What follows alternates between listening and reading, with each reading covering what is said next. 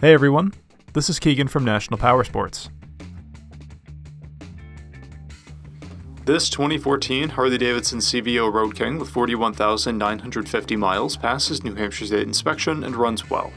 It comes equipped with ABS, cruise control, and has been upgraded with tall handlebars, a windshield, mirrors, timing cover, Vance & Hines mufflers, and highway bags.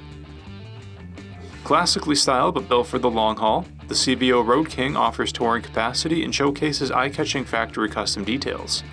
Finished in a sleek titanium dust and galactic black paint set, this Road King looks as mean as it sounds. Powered by a 110 cubic inch V-twin motor, it puts 116 foot-pounds of torque through a 6-speed transmission. The Road King weighs in at 822 pounds and has a 26.5 inch seat height. To see everything we know about this vehicle, including full mechanical and cosmetic condition reports, the service repair order, high-resolution photos, and more, please review the listing on our website. We have also purchased the CycleCheck's Vehicle History Report. You can view this report by clicking the link on the right side of the video.